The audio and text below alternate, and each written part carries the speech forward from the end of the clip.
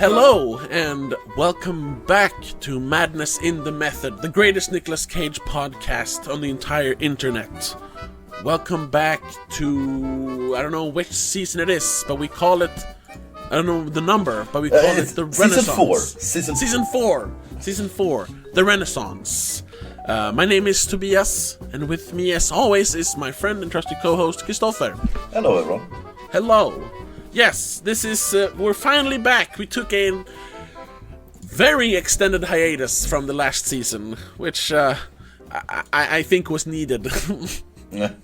It was, because last one was the direct-to-DVD season, and it was a rough one. There were a few good, there were a few good ones, but overall, whew. Yeah, and it wasn't all bad, but the low points were very low. Very low. I mean, it was... Oh my god. Yeah, and it was so long. Yeah. And it's by far the longest season. Oh, yeah. And just so much garbage. But now we're back. We're back with the Renaissance. We ended last season with the recut version of Dying of the Light, Dark. Which was the last movie that was released in 2017. And then 2018 started with kind of what brought on... I mean, the whole Nicolas Cage craze was already a thing, but I think it kind of got a big upswing in 2018 with the movie we're going to talk about today, which is Panos Cosmatos' Mandy. Yeah. Written and directed by Panos Cosmatos, son of famous action director George P. Cosmatos, that directed Rambo: First Blood Part 2, among other classics. Yeah, it's a heavy metal psychedelic art house revenge movie starring Nicolas Cage and Andrew Riceborough and Linus Roach. Had you seen Mandy before? No, I had not seen Mandy. I remember this because we talked about that on that episode with Mom and Dad. That movie sort of, well, at least as the PR of the movie, that was sort of the, look, Nicolas Cage is doing some crazy stuff. He's back. He's doing some weird, dark stuff now. That was sort of the lead up, and it felt like Mandy was the one that solidified his more, the Renaissance, but he's back in the good graces of the audience, sort of. Yeah, it's because... like, this is an artsy movie, it's very dark, and he's putting his whole soul into it, and things like that. So I remember people talking about it, but I didn't see it for no real reason more than I just never got around to it. It was never a conscious choice. It just didn't... I don't remember that the movie existed, sort of. And every time someone talked about it, I was like, oh, yeah, I gotta see that movie, but I just never did. Because it feels like a movie I think you would like. I think, at least. But hey, how about I just ask you? What did you think of Mandy? First off, I wouldn't say it lived up to the hype. No, I can agree with that. Unfortunately. It was a lot... Overall, I liked it, but I have some huge issues with it. Overall positive, but there are some things we need to talk about. Yes, I agree. That was my... I saw it back in the day. Yeah. When it came out, and I was super hyped, of course. I remember you were one of the people who were talking about it when it got out. Yeah, because I mean, first of all, the trailer looked amazing. It was cool to see Nicolas Cage in a movie like this again. And I mean, everyone describing it as a lot of like talk about heavy metal. Was like the lead motif, basically, and I was like, oh man, and everyone praising it like it's this fucking visual masterpiece. And I was like, yes, I'm gonna love this movie. And then I was like, I mean, it's good, I like it, and this is the third time I'm watching it or watched it. I think I like it more now, but I still feel it suffered from overhype. Yeah. 'Cause I remember you talk about it like you really liked this movie. That this was like one of Nicolas Cage's best movies, but maybe It not is. then. He is very good in it, and the movie is very good. But I still think that they sold it as a movie that it is. They sold it as an action movie, Yeah, which is not. It's No. it's a I don't know what you would call it. It's an art piece. yeah, it's just art. This is the way I sort of the way I had. I don't know if someone actually said it to me or it was just how I interpreted the movie from before I'd seen it. Was like, this is a very standard action revenge story made by an artist or like an yeah An art weirdo. yeah. That's the way, and I sort of agree with that because getting into the movie a little bit, it is a very flat story. And Oh yeah. I think most of the like beats when the revenge story starts up, like every beat there is like wrote textbook. I knew everything when he got to space. Like, oh, he's gonna meet this guy. He's gonna happen this and this and this, and exactly that happened. Yeah, in, it's in just every scene, sort of. chasing everyone responsible down one by one until I get to the main bad guy. That's it. There's nothing else that happens. There's no like, oh, I get it now. Revenge is bad. No, there's nothing like that. No. This is a movie who want to tell us. I wouldn't say, from my perspective, this is a movie who wants to tell you a story or tell you a message. It just want to show you some cool things. Yes, and that's where the movie excels, because it is awesome looking. Like every frame is amazing, I think, and when it comes to the visuals. Like every camera movement, all the way every scene is blocked, how the music plays off the visuals, all of that is just astounding. It's the rest that kind of leaves you wanting a little bit. Yeah, That's what I would say. Gotta say, I am not. I am not crazy about the visuals, but that's more a matter of taste than anything bad about the movie. Okay. Because I think it was. It's at some points, especially the first half, because the first half is really nothing happens. The first half is only visuals, more or less. Yeah. Up until the title card, which is like an hour into the movie. Yeah. Oh, yeah. I noticed that. It's an hour and 15 minutes in. We actually get the real title card. We have two fake ones before that. So up until that one, it feels like, from my point of view, that they had someone present the director with, this is the 30 effects we have, and he's like, okay, I'm going to use all of them.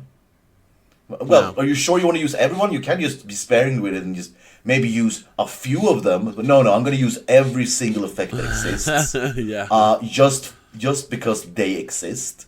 Because there was a few scenes where there was just flashing, just like strobe light flashing for no real reason, which I think didn't help anything. It was just more just in the way, because I was like, what am I watching? What are you trying to show me? I don't see it. Okay. And there was a few of those where the effects sort of got in the way of me seeing what is going on. Not as bad, but it was in the vein of the Transformers movie where the camera is so with the fighting scene, you don't comprehend what's happening. Yeah. Movement. It was sort of the same thing with effects. It's just so many effects that I don't understand what's going on, which really put me out of the movie. And I more sat wondering, what am I supposed to see here, rather than this is a cool shot. It is a cool shot, but I can't see the shot because there's weird stuff in the way. Yeah, it's hard to see, but I know the scene you're talking about. It's when the demon bikers and the hippie cult come to kidnap Mandy. But I think that is like, yeah, I get it. You barely see what's going on, but it's also that kind of strobe light effect. I don't know if there's a word for it or anything, but it signals like danger in movies. I don't know if there's a thing for that, or if you call it something. Yeah. But when you can't quite see what's going on, everyone is moving, like, you can only see them move when it's flashing.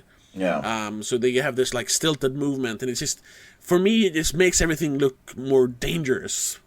So I thought it fit, even if, you can't really see what's going on.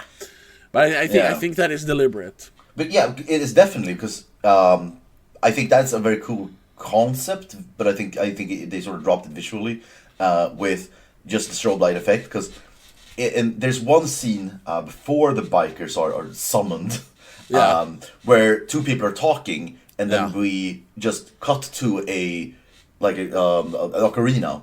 Yes, the horn of Abraxas. Yeah, and that ocarina has the strobe effect, the same effect that they then show when they summon the guy. So you get this. The strobe effect is connected to those people. That you see this effect. This means they are on scene. There's sort of like their music motif, sort of. Yeah, in a visual way, which is a visual cue. Yeah. Yeah, and those things are very interesting. I like how the thought about it behind it. I just think the effect is bad. It's just a bad effect. I would rather have more maybe as in other movies where they have like a green color instead. Sure. We show a green color to show that this is there, now they are here, instead of what's going on. And it's so that's again, that could be more I can't shut it down to just matter of taste, but that's my issues with the effects. Some effects were too effecty to sort of got me out of the movie. My big gripe with it, and like I said, that's mainly because the trailers and interviews and stuff misrepresented it a little bit. I think is the fact that the action is kind of lackluster. Yeah. We really only have like two. Well, it's really only one long scene when he kills the bikers. And that's where you have some actually like action when he's fighting with and just the concept of it is cool because he's using a like giant silver like axe, double-handed axe. He uses chainsaws and crossbows, and he's taking like devil meth and cocaine, like all the parts there to make it like this super cool action scene is there, but it's all shot kind of like flat. There's no real choreography. The camera is not really moving around much. It's what an art house director would do with an action scene. Like if the indie directors that they hired to make the Avengers movies actually had to direct the action scenes instead of that just being prevised. That's what this would look like. Yeah.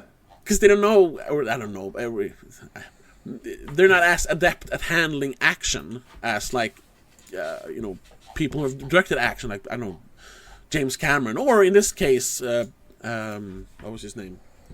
Panos Cosmatos' dad, George Cosmatos. Like, they knew how to handle action.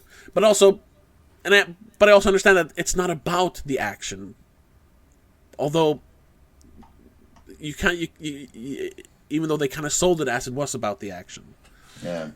Because in the hands of a more like hands-on or a less artsy director, this would be like an insane action movie. Imagine if the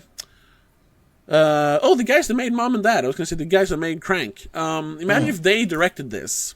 Yeah. It wouldn't be as like colorful, maybe, but the action would be. The action and the like pacing would be insane if they had the same script. And I think, honestly, that would work better. Maybe it wouldn't be as cool. It wouldn't garner as much praise from critics. Yeah, I mean, but it would capture that cool thing that people were talking about. I would say, because we didn't even go through that what the movie's about for the few people who listen to this who hasn't seen the movie. No, but there isn't really a story because it's Nicolas Cage's wife. A weird hippie cult decides they want to recruit the wife or something Yeah. They hire demon bikers, who are bikers who are high on super special LSD. Yeah. Something. And they kidnap the wife, and then kill the wife, and Nicolas Cage goes on a revenge. That's the That's title. it. There's nothing more. And I think that's the other glaring problem of this movie is, if you, as you said, if you put this in the hands of another director, and who maybe were more focused or more skilled at doing action scenes, this would be a very boring, uninteresting movie. Then you would have Drive Angry, because that is sort of the same plot. That's true. Yeah, I guess. The only reason this movie at all is worth seeing or have anything is because it is an art house film doing a action script. Yeah. And it is interesting visually, but there's nothing more behind the visuals. There's really nothing. No, that's true. And I, just to be clear, I do count the performance as visuals things, because I think the performance of most of the actors, or I think all of the actors, the few that are acting, Yeah. I think they're very good. I think everyone is very good. Oh yeah. So yeah, but the story is pretty bad, and I wouldn't be surprised if it's bad by design, if that is sort of the point. Yeah, like they just needed the simplest of stories to hang all these cool visuals on. Yeah. Yeah. So yeah, that's my two biggest issues with this movie. There isn't really a movie. This is a cool visual thing, and some of the visuals are, I think, is annoying and not in my taste, which sort of sours those scenes, because then there's nothing else to care about, because there isn't anything else. Yeah. So that's my biggest gripes with this movie, I think.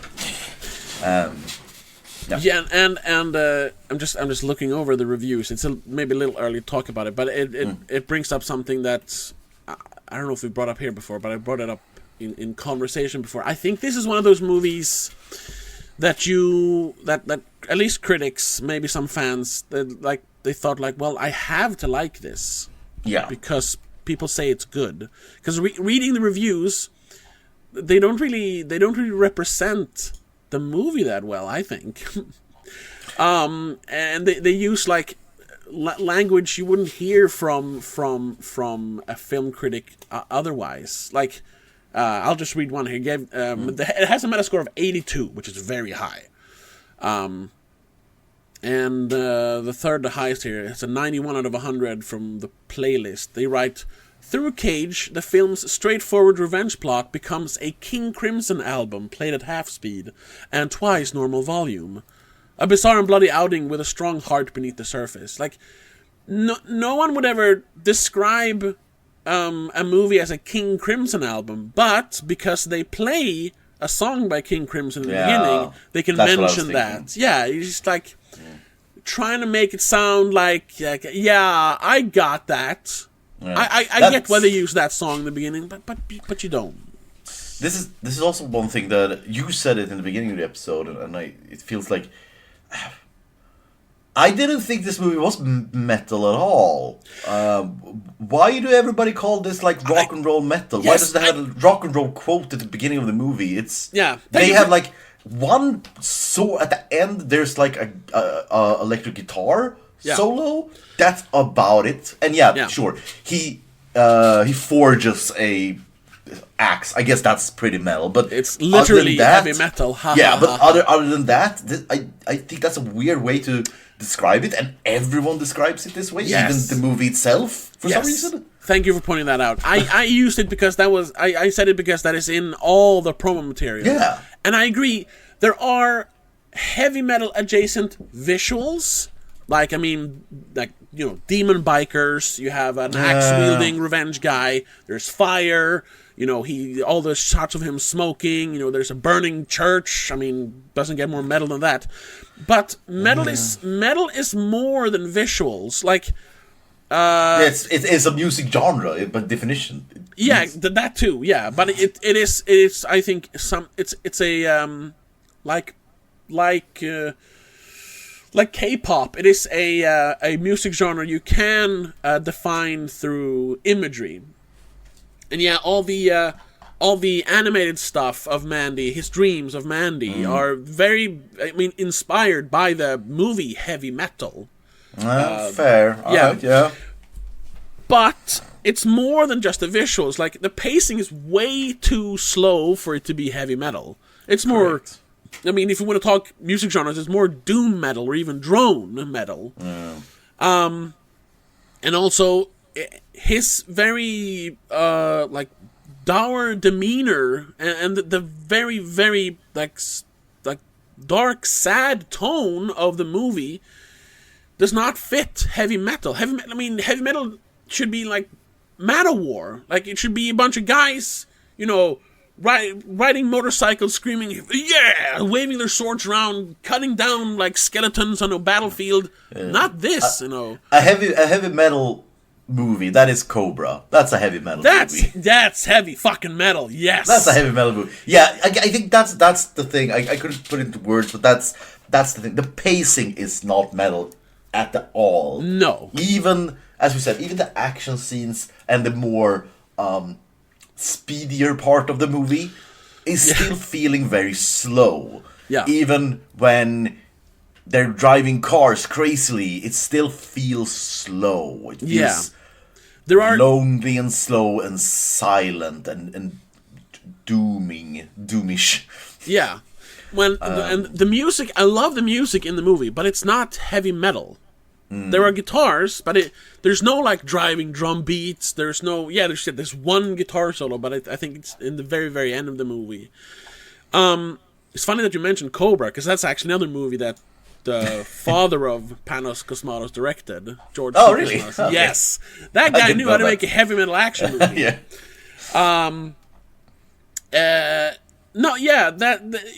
You want also heavy metal. Especially, this kind of heavy metal, like where it's, when you talk about Axis and warriors and stuff, that's always done tongue-in-cheek. Like I mentioned Manowar. It's the most tongue-in-cheek heavy metal you will ever hear. Like, they know it's kind of silly, but it's also fucking awesome. It's hard to explain, because it exists somewhere in between irony and like seriousness. Because, like, it is silly, but when you're in it, it's the best thing ever. Oh, yeah. And this movie does not, it never winks at the audience. It takes itself way too serious. And it has no fun, which is the antithesis of good heavy metal. Yeah. So, yeah, it annoyed me when people called it, oh, it's heavy metal, because, he has sunglasses on and makes an axe. Yeah, but that's only like 30% of it. You need so much more to make it actually heavy metal. Unfortunately. Yeah. And I think also the heavy metal parts, if we would call it that. Yeah. Again, it's only sort of the last third of the movie. Because the first half of this movie is so boring. Well, let me tell you, I prefer the first half up until the cult kidnaps Mandy. Yeah, because it's. I would love the first half if the first half was a short movie in like 20 minutes or even less, 15 minutes, with just these visuals of this couple who is very in love and living this sort of off the grid kind of life. I like the concept, but it just droned on. It was just, all right, and now you're here, and now you sit here and it's silent, and then we come to another place where you sit and it's silent, and then you go to another place where you sit and you're silent, and now you're sleeping, silence again. And it's like, come on, I get it, but give me something. Can we have like a laughter, or see them doing something, cooking food or whatever, doing anything? But no, they're just sitting, doing nothing. And it's just, all right, cool, I get it. I got it 20 minutes ago. Get on with it. Yeah. It's about 30... Yeah. literally 36 minutes into the movie that the bad guys appear in their house. Yeah. But I thought it was more. I thought it was an hour. Oh, fair enough. No, but then there's so much time It from felt when like they an hour. kidnap It felt her. like an hour. Yes. No, Yeah. but that's because from when they kidnap her to when they kill her, that's another half an hour. Oh, right, yeah. Because The that part, I actual like revenge that part. plot doesn't really start until an hour into the movie. Yeah, because that part, where we're just the kind of kidnapping thing, And then- I like that yeah. part. Because things were happening. We got these weird, like the weird bee and the other weird things, and things are happening and people are talking, and we need to like what's going on, and you feel like as confused as she is, and you get the cool visuals of her being like drugged and how she sees the world, and this weird monologue he's having with her, and his face is sort of changing. Yeah. Like that part very much. It was just okay. everything up until they appear in the house. That part where they just exist. I thought it was too long and I didn't get anything from it. Okay, because that's where you get like they at least in my opinion, that's where they establish the character of, I don't even know what his name is, Red, I think his name is. Yeah, Red. Nicolas Cage character. And a lot of it is kind of, you gotta read, you have to read a little bit in between the lines. You also have to like, I think it's easier on a rewatch when you realize that, oh, this is just like on paper this is just a standard revenge movie.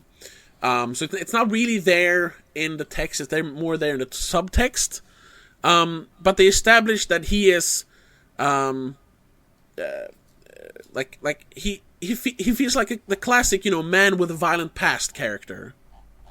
Even though we don't see that, he has that feeling to him. I mean, he's up in the mountains, he's working, with chainsaws, he's logging. They played that song by King Crimson, so everyone can mention it. He refuses a beer from the guy in the chopper, which is like, oh, so he put that part of him, the rowdy part, the drunk part, behind him. And now he's found solace way out in the mountains. What do they call them? The Blue something mountains? No, it's Shadow Mountain. Shadow Mountain, right? Yeah. He has found his like solace there. He's able to calm down because he found Mandy, the one like steady part in his life. That's why he lives out there, and they have this almost like dreamlike existence out there. And it's not a lot happens, but it's very, very nice. It's very cozy. You definitely, I think it's enough there to kind of make you understand and feel his pain when she dies, or when she's murdered, without too much dialogue.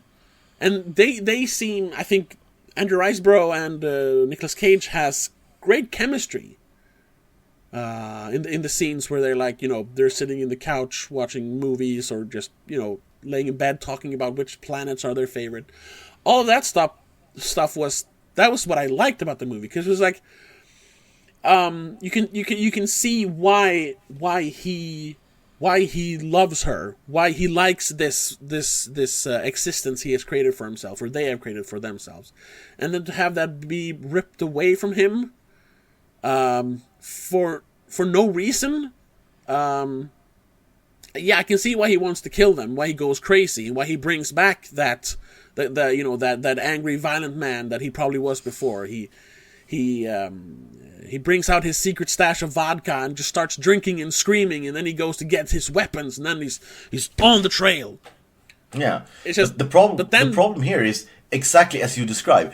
Every example you said was the first 5 minutes of the movie, and then you jump to, and then the revenge happens. Yeah. And we have 35 minutes between those two scenes, and you had no examples of something good that happened there. No, but you didn't say, "Oh, I really got something" when she was in the water looking at him through the fire for 5 minutes, or when they talk about their favorite planets. Yeah. Ooh. No, but yeah, sure. It's not really the leanest of movies. It could definitely be shorter, but I think those scenes are good enough to justify their existence. Like, yeah, they all pretty much give you the same information, but it's to, like I said, it's the slow pacing and the dreamlike visuals and music and everything, I think is part of almost like lulling you into this like trance, this not trance, but like this calmness that the movie has before the second half, and that is then, like I said, abruptly ripped away. I think it's supposed to elicit an emotional response from the viewer. And it does. It's just then when we get to the actual action parts that it's pretty poorly put together, and then it's like, that part for me could have been like 10 minutes. Just kill them all. I feel that it's sure you get a feeling, and the feeling is boredom. It's I need to be hooked to the movie. I need to be hooked in the movie first. You can't just start the movie with nothing is gonna happen for 30 minutes. You can't start the movie. Show me anything. Show me something. Even a simple, like, maybe that would sort of ruin the aesthetic of the movie, but it would help in the telling of a story if we showed just a few minutes, maybe the aftermath or something of, we don't have to say what, but we see some parts of his bad past. Yes. It could be flashbacks in dreams, or just something we see how they met after he's bloodied and she takes care of him, or something, yes. Anything. Which to just get us hooked in and like, oh, okay, what's going on here? And then we can have this long drawn out of trying to find clues and things. But we have nothing. We have only two people who are, and they're not even hanging out with each other. They're just are silent together. So we can't even glean any emotion or any personality from any of them. I know nothing about these people, and after 30 minutes I still know nothing about these people. Nothing, no else. The only personality traits we get is she is an artsy person who smokes weed, I think it is, and he is a very stoic person who obviously had some issues in his past. Mm-hmm. Probably with drinking, but we don't know. And both of those facts, we get the first 5 to 10 minutes of the movie. Then we have 30 minutes of no more facts, nothing more to glean, nothing more to find or learn about these people. That's the thing. You don't get anything more than nice visuals. Get it? The movie gets that. It's nice visuals, definitely, but yeah, sure.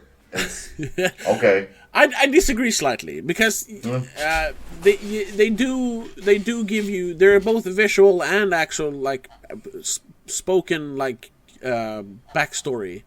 Like we see she has scars, which usually indicate that there's like a violent past there as well.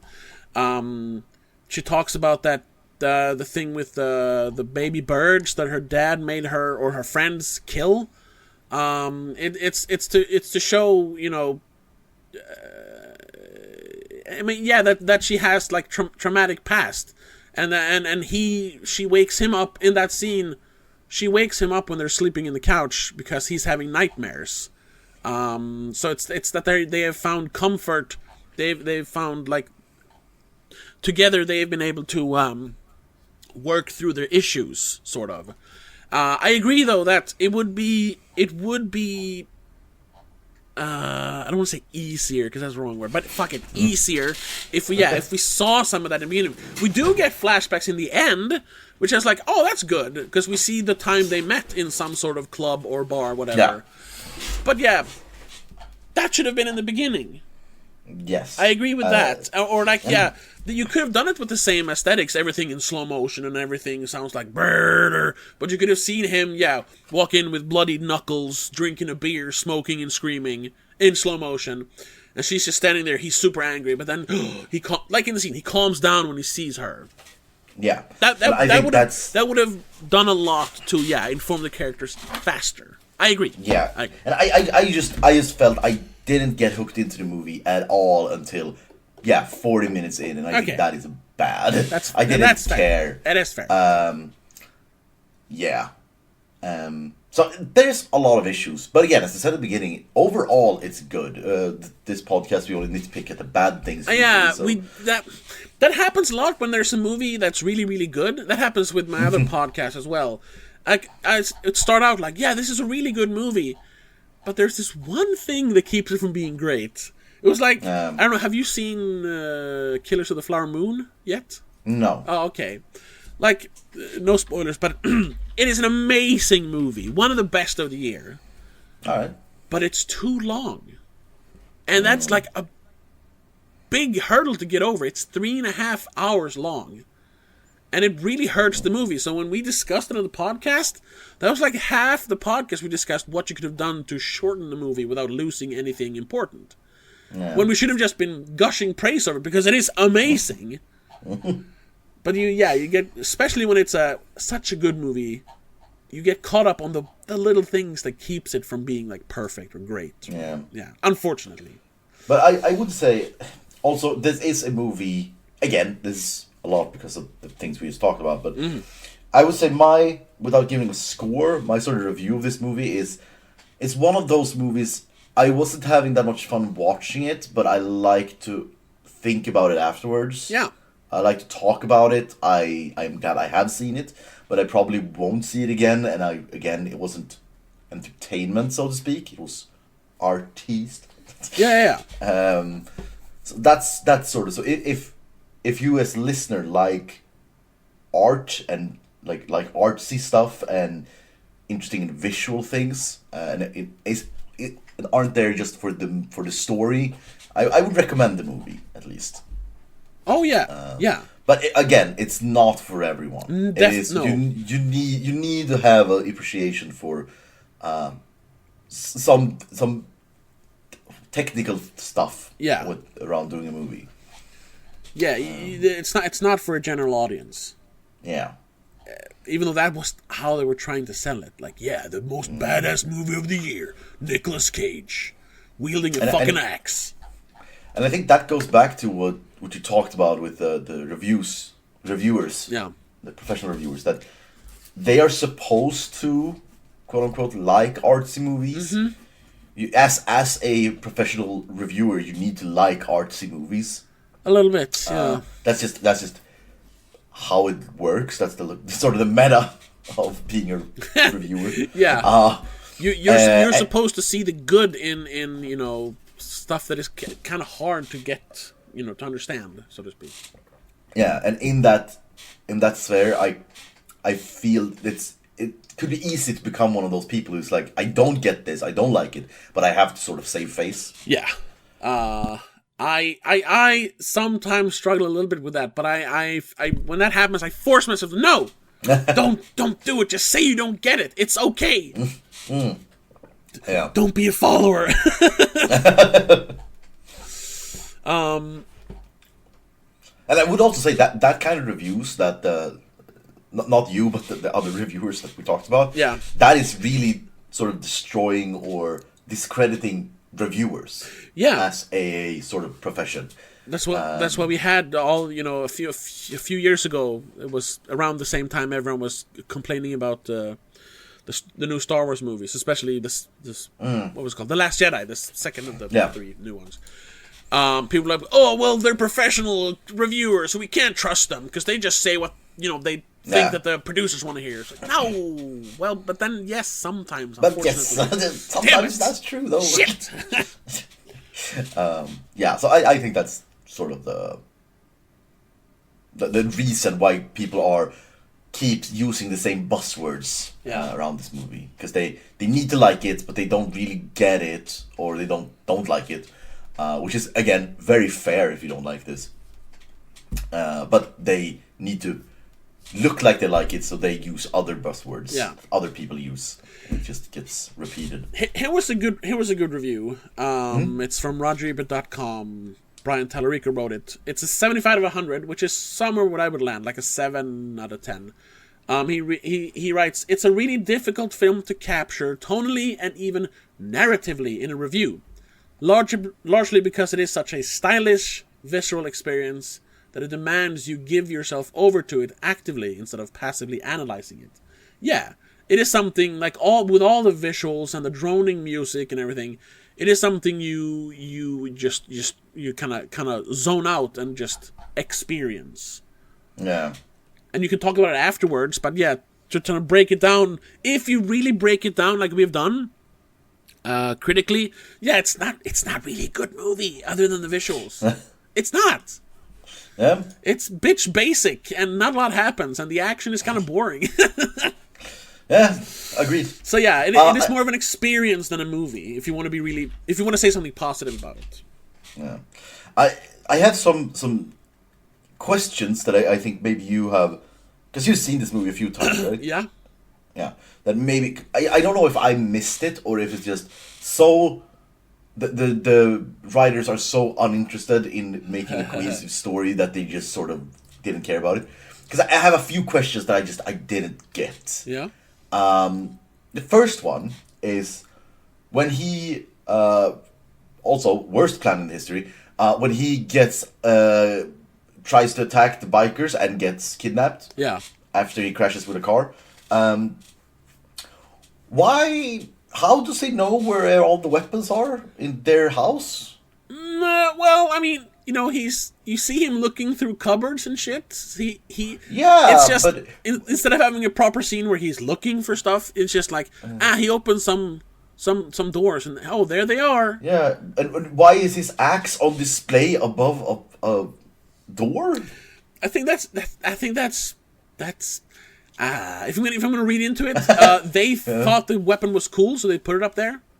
All right, so yeah, there's okay. There's no reason. That scene felt so weird because I thought in a weird way that it was sort of that he had sort of prepped this house. Oh, okay, no, because it's like, oh, my axe is here, my crossbow is here, and I have all these things here, the bag over here, and it's like it was so sort of deliberate that it just felt like, wait. Should we know? Did he plan this? Was he here before? No. Planted his things? Or what's going on here? That's where the art house director don't know how to handle a movie. Because, we need a scene where he actually tools up. Where he just grabs all the weapons. But, you can't really do that in an artsy way. I mean, you can if you do it like in Evil Dead. But that would be wrong. That's the wrong pace for this movie. Since it's very, very, very, very, very slow. Yeah. So instead, all the weapons are in the kitchen. And there's also a bag there. It's 2 minutes long. Let's move on. I think it's really just what do you call it? Transportsträcka. They just needed to be done with that so they can move on to the killing. And the other thing was, I again, could be that we should interpret it as this is a longer thing, but we want to see snippets of it. Yeah. I really didn't get how he could find them. He just asked some random guys in the wilderness, and everyone just know where they were. First, the guy who had his weapons. Fine, that scene, I'll buy that because it's like this guy seems to be sort of a. He knows things. He knows things. He has his weapons. They have a relationship, and he says, I think this is the people you're talking about. Yeah. I heard some things about them. So but the fucking alchemist guy, the fucking guy with the tiger. Yeah.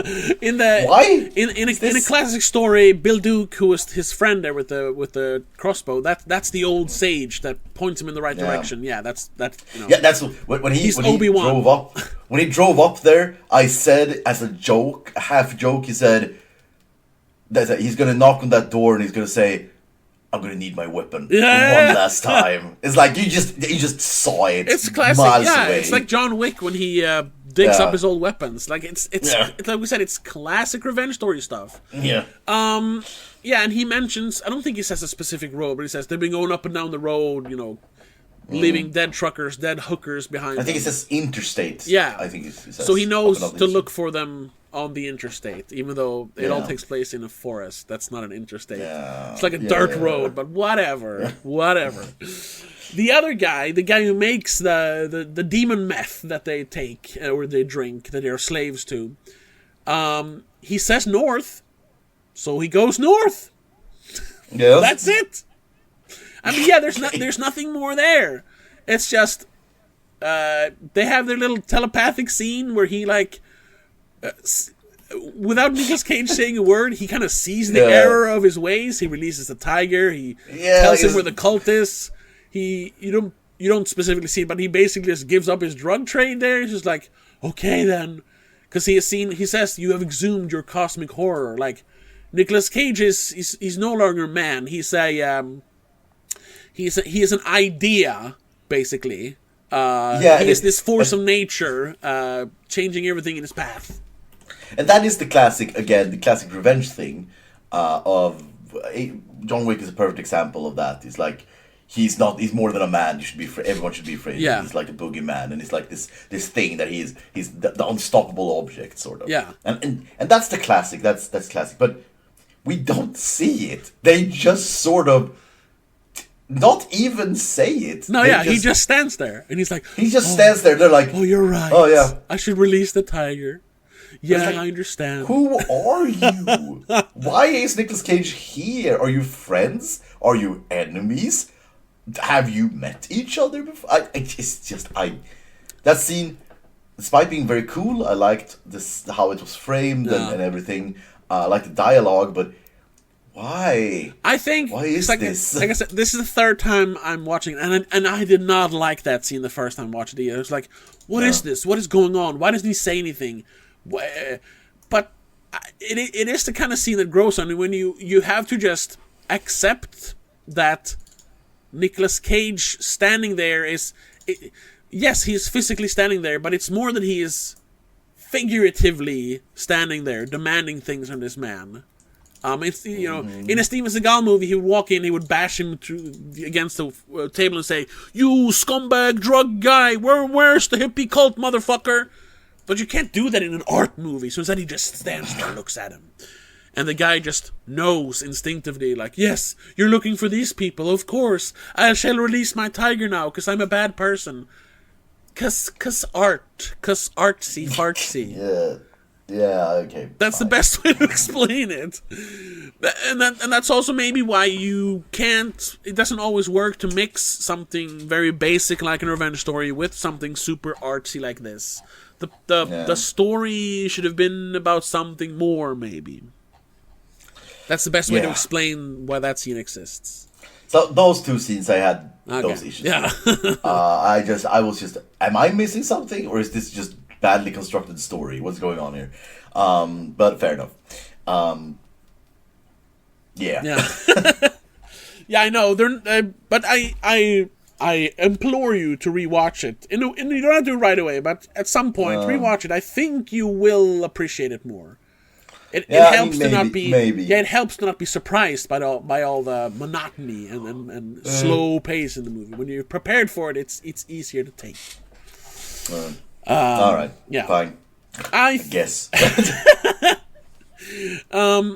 Before we start wrapping up, this is of course a Nicolas Cage podcast. So we should talk a little bit about his performance. I would say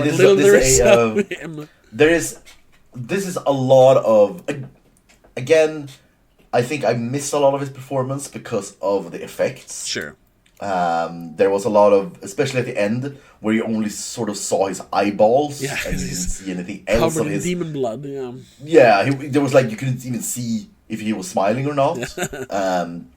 So, saying that, I think his performance was very believable, and it was a very Nicolas Cage role. Yes, he did this this strong silent type at the beginning, which he's very good at. We've seen a lot of, and also then we get some real fine, real exemplary rage Cage at points, which is also his big talent. Yeah. What was it? There was there was a line he said, which was, he delivered it the exact same way of as in Ghost Rider. Crocodile. Yeah, they lit her on fire. Yeah. Yeah, it was very good, and the line delivery. Because I was thinking about when you started talking about it, like we talk about roles that only Nicolas Cage can do, and like in certain parts of this movie, I could see someone else doing this. The first thing that popped in my head, I don't know why, but I could see like Michael Fassbender doing this, even though maybe he's a little too lanky. But it doesn't matter. He could beef up for the role. But then there are moments like that scene, crazy evil man, and the scene in the bathroom. Like no one else could do that. Yeah. You need Nicolas Cage for scenes like that. So it might not be the perfect role for him, but I still don't think anyone else can do it as good as he would. Especially, I think the one scene, there's several, but the one scene where I felt like, no one else could have done this. There's no way. And that was the scene right before he gets his axe above the door, when he kills the fat guy. He snaps the neck? No. The big guy. When he cuts the throat when he's above him, and he just the craziest eyes and smile, where he like showered of demon blood, and it's just there's like, no one else could have made this. No one else could have done it like that. Yeah. Nope. That is why you hired Nicolas fucking Cage. God damn. I did read. I don't know if you read any trivia of this. No, movie? I have. Well, I have, but not this time, so I don't remember. Reading. Nothing you saved in your head. No. He said that his motivation for this entire movie was right before shooting. His 14-year-old marriage ended. Oh, yeah. And he said, "A shocker for me. Didn't see it coming, and those feelings had to go somewhere. So they went into my performance." Yeah. And I you can feel it. You can feel it. Oh yeah. And say. Now I'm looking at the trivia here. According to co-writer Aaron Stewart when he and Panos Cosmatos presented Mandy at the Cannes Film Festival, Cosmatos described it as a film about the death of his parents. How did your parents die, Panos? Yeah. Were there demons involved? I don't know. Oh, here's another thing where people probably got the heavy metal stuff. The weapon that he forges is based on the logo of Celtic Frost, which is an old school, like, I don't know what you would call it, like heavy folk metal band. But still, not enough to call this a heavy metal movie. Yeah, I did look up the logo. It's logo, and it's like inspired, very inspired. Inspired in huge quotation marks. Yeah. Yeah, it's like, all right. But then there are little moments like they mentioned the Horn of Abraxas, which that's a super weird reference to an old like 80s campy sci-fi B movie called Abraxas, starring Jesse Ventura, the big burly guy from Predator.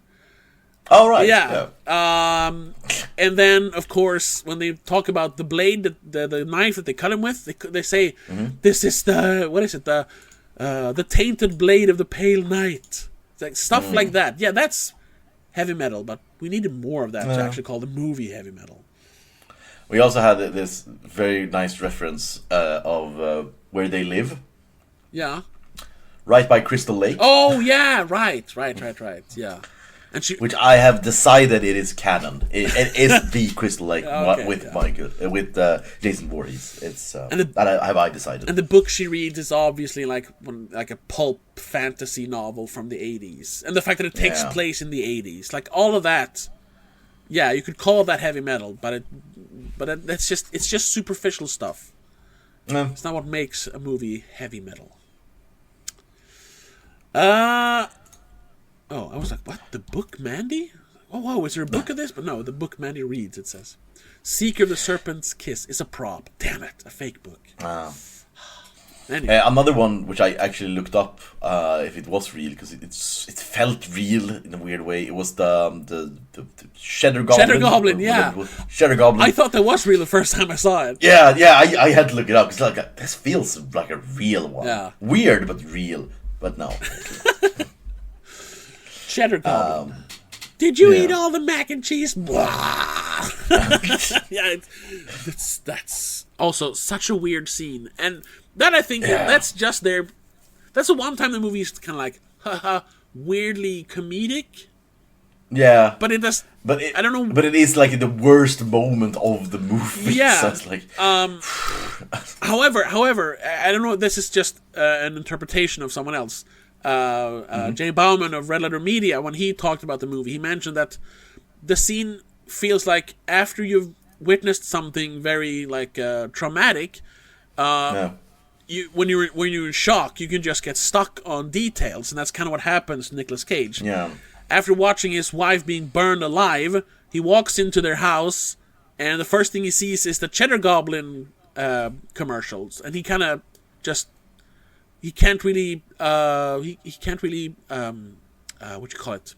He can't handle it. He can't comprehend it. So he just stops. Like, what am I watching?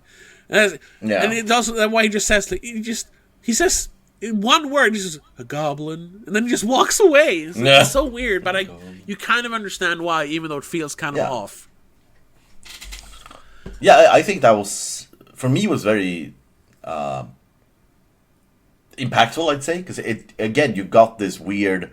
You see that he is, again, because of the very good acting from Nicolas Cage, you see that he is like not really comprehending anything around him. There's a lot of things that are happening, but he's not really there. Yeah, and that it isn't until he gets to the bathroom he actually sort of snaps back. Yeah, in a way. That's when the shock lets go of him. Yeah. Yeah, and I think that he portrays that very well with his like slack-jawed expression and just 1,000 miles stare. Yeah. By the way, you like all those weird Adult Swim videos, like Too Many Cooks and stuff like that, right? The guy who made Cheddar Goblin, the commercial, is Casper Kelly, who made Too Many Cooks. Oh, that's why it's such weird. Yeah. Weird one. Is he the same guy who made like what is it called? Like I'm Afraid Don't Hug Me or something? No, that's not him. Oh no, that's another one. Okay. That's another one. Hug Me, I'm Scared. Oh, that's it. Is Hug Me, I'm Scared. Yeah. But he's done similar stuff like Your Pretty Face is Going to Hell, some sort of Adult Swim show he's made. Yeah. Yeah. There's a lot of interesting artists at Adult Swim. Yeah. My favorite is Alan Resnick. Who's that? He's the guy who did the found footage of a bear. Yeah. Also, like, what's that called? Alan Tutorials. He made that one. I don't think I've seen that. You sure?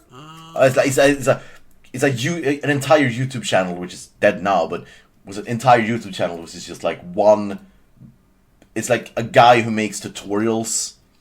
Like bad tutorials, and then every episode or every tutorial there's like small hints that shows a big story behind the scenes about his like life and what's going on. And it's very meta of YouTubers being pushed to the limits to entertain, even though it's like hurting their psyche. It's very interesting, very good, but it's very long. It's like, I don't know, like 20 hours of material or something plus, and it's very weird. Yeah, but I would recommend it. But Alan it looks like something I would like. Yeah, I actually made one of those myself many years ago. A 3-part series called Requiem for a Screenwriter. I don't know if you remember that. Yeah, vaguely. Not on the same level as this, but it was about someone going slowly insane from work. Anyway, I'm looking at his channel. Very nice thumbnails. Jesus Christ. But back to the movie. Where were we? Nicolas Cage. Yeah. Like we said, he doesn't have a lot of dialogue. Very little dialogue. Even though he has like the best line in the movie when he says, "I'm your god now," and then he crushes the guy's head. Yeah. But there's a lot of it is in his face, and like we said, I don't think anyone else could do that. Not in those specific scenes, like he does it. So it's not his best role, but it's definitely it is a Nicolas Cage, a quintessential Nicolas Cage performance, I would say. Yeah. No. And I can see why this kind of revived interest in him as an actor, which is It felt for a little while, a couple of years ago, it was kind of cooling off. But now he's kind of back in the swing with this Dream Scenario movie, which I haven't seen yet, but I hear good things about, mainly about him as an actor in that movie. I don't know if you have you seen the trailer or something? No, I saw the trailer Retirement Plan, but not. Oh, okay. Scenario. Yeah, it's an A24 movie, so it's one of those movies. Yeah, so it's a weird one. Performances are amazing. Yeah. It's a lot of movies has been made since we started this podcast. I know. They're never gonna be done. The last one we had on our list was The Unbearable Weight of Massive Talent, which came out in 2022. Yeah. I added all the movies he's made since then, except for Jiu-Jitsu, because I did a little proofreading of that, so to speak. I checked it out to see if we actually needed to see it. And first of all, no, because he's in like 20 minutes of the movie. Second of all, it's an awful movie. Is it same kind of performance as in like Outcast? Yes, it is very much like Outcast, but not as much fun as he is in Outcast. It's just bad. I turned it off. So yeah, we're skipping that one. But other than that, in 2022 and 2023, he made Butcher's Crossing, The Old Way, Renfield, Sympathy for the Devil, Dream Scenario, and The Retirement Plan. So yeah. Since our last season, he has made 1, 2, 3, 4, 5, 6 new movies. Yep. Are we gonna go? Are we gonna go through the reviews? I mean, I've read a few of them already. I think that the user review it's got a very I think I thought it was higher, but a very low score on IMDb. Oh, really? 6.5. Oh, okay. What are people saying? Which and yeah, the looking at like just the featured user reviews, most people are giving it like high scores, like 9 or 8s. Yeah. So I guess there's maybe some very low scores further down. There's probably a lot of like the silent majority, so to speak, that like what is this movie? Yeah. But yeah, most people are very intrigued by the movie. I would say it feels, reading the reviews, there's a lot of like people who tries to sound smart. Yeah, kind of like with the professional critics, like I should like this movie. Just reading an excerpt from a 9 out of 10 review here. This is a distinctly strange film, but very effective. Once the bad thing starts to happen, the violence is intense and quite disturbing. As Red sought his revenge, many things that happened, I couldn't help thinking of the quote from Friedrich Nietzsche. He who fights with monsters might take care lest he thereby become a monster. Red certainly does some monstrous things. And go on, it's like, okay, cool. Yeah, that's reading a little bit into it. Yeah. There's another one here who gave it a 7 out of 10, who equal parts psychotropic horror and grindhouse revenge thriller. Mandy is what you might get if David Lynch, Stanley Kubrick, and Andrei Tarkovsky teamed up to remake Death Wish in the style of Giallo. Okay. Sure. Yeah, sure. It wouldn't be that bloody if they made it, but sure. Yeah. But yeah, so people want to sound like really. People want to sound really clever. Yeah, mostly that's what I get. There's also some just bros. There's a chainsaw fight and a Night Beast reference. What more do you need to know? Yeah. Oh yeah, that's like, another like 80s reference. Yeah, the movie they're watching is Night Beast. I forget the guy who made it. He made so many like terrible, I mean like D-list movies. So a lot of references to like 80s stuff. Anyway, sorry. This is the last one I'm going to read because I think it's a fun review. It's an 8 out of 10. As a fan of Nick Cage's over-the-top grimacing, eye-bulging performances, I enjoyed this. A surrealistic and hypnotic film. Fun to see Nick Cage snort some coke and his wide eyeballs. Nick Cage acted damn well, and the film is good too. It's slow-paced, but there's something hypnotic about it. And Cage Rage is back. You don't get bored. you don't get the boar. Yep. Okay. There is a surrealistic feel to it. The color palette and the location added into the dark nature of the film. My only crib is the headache-inducing flickering lights and some action scenes shot in the dark. Yeah. It's like, cannot say it better myself. Yeah, that's pretty. Pretty spot I think on. That's pretty spot on of what we've talked about. Yeah. So scoring then. Yes. First movie of the, well, I guess year and season. Yeah. I'll stick with my 7 out of 10. I still like this movie. I think it is an achievement in visual storytelling and filmmaking, but it's not as good as people say.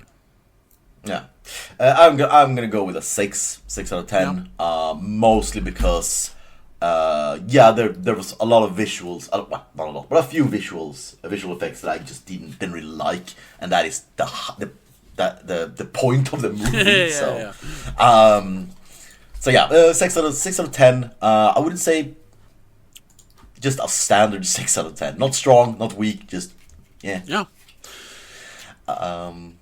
So that was Mandy. Next week we're gonna look into the Looking Glass. Coming straight off the riding high off the wave of Mandy. Yeah, he makes Looking Glass, which I have no idea what it's about, but I see the Metascore and it's a 33. Yep.